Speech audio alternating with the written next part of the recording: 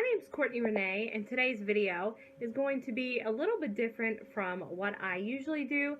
I wanted to share some tips with you all if you all work from home, or if you take some of your work home with you and you need to complete it after hours. I'm going to give you all some tips on how you can be successful working at home.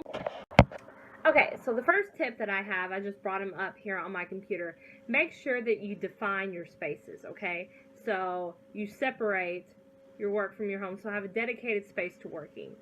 Don't do it wherever you happen to be. One thing that I like to do is work, obviously, in my office, which is actually in my bedroom. I have a desk in my bedroom, but I also have a desktop computer that sits right here behind this camera that you're not able to see.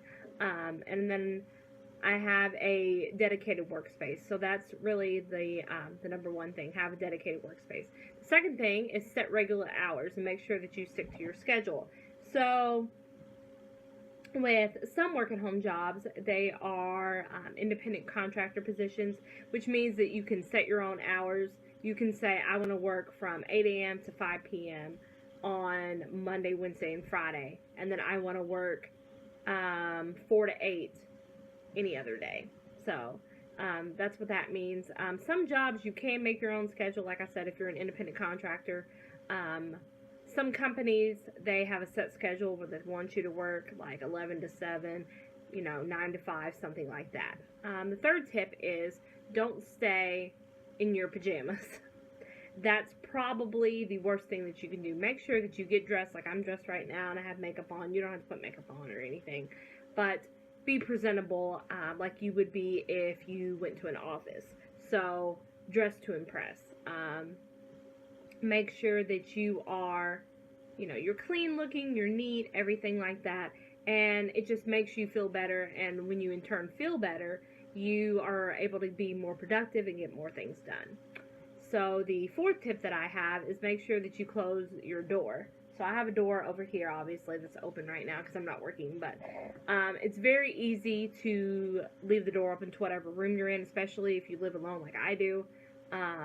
But keeping it closed kind of separates things. So like if you do have people that live with you, they know when that door is shut that you're working, that that you can't be bothered. So let's see. And the fifth tip that I have here is keep your desk and your general work area tidy. So that's one thing that I do since my desk is so small, and I'll try and link it down in the description bar below so you all can purchase it. When you have a tidied workspace and everything, you're able to be more productive. When my desk, since it's so small, if it's cluttered and everything, I can't get anything done. So the sixth tip that I have is make sure that you turn off your cell phone. Or put it on silent if you're expecting a call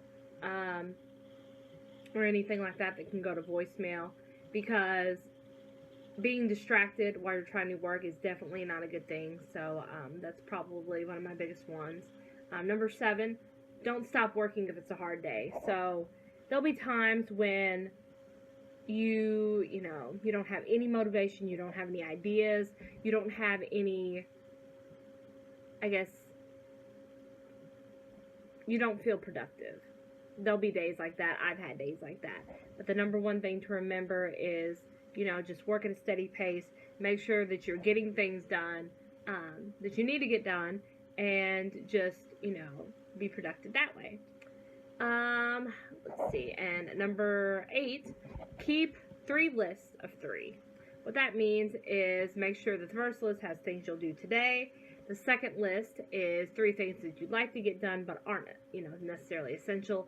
And the third is 3 things that need to be done at some point. So that way, when you've, trudged through your days at work, you don't end up sitting there, twiddling your thumbs, wondering, oh my gosh, have I done this? Have I done this? Have I done that? I always make to-do lists for every day. And I'll include a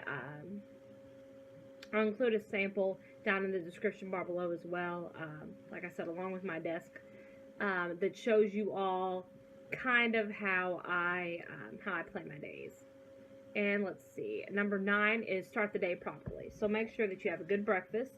I'm not a real breakfast, real big breakfast eater, but I think having some oatmeal, you can make overnight oats, you can make a small bowl of cereal, a protein bar. I like the Lar bars, those are really good. Something like that that's substantial, but is something that will, give you some energy to be productive for your workday. Make sure that you have a good chair. That's my 10th tip. Have a good chair.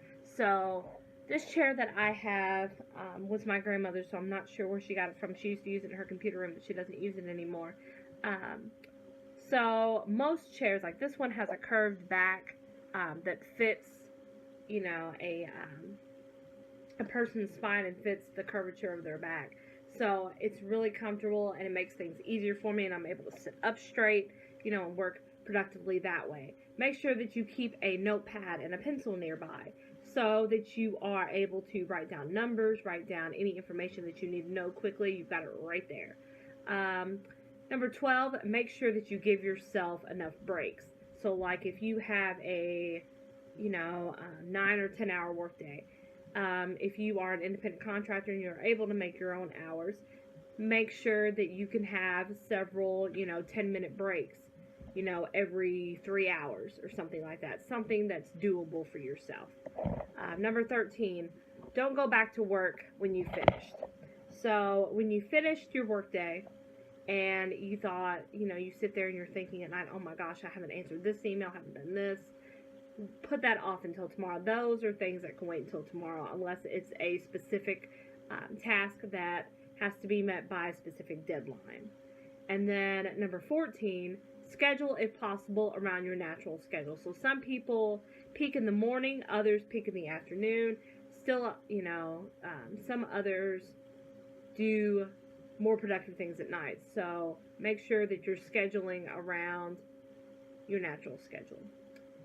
Make sure that you have water by your desk at all times. So I have you all sitting on actually a mason jar of water that I drink every day. I try to drink some water every day because it helps me to be hydrated, and it makes me more alert.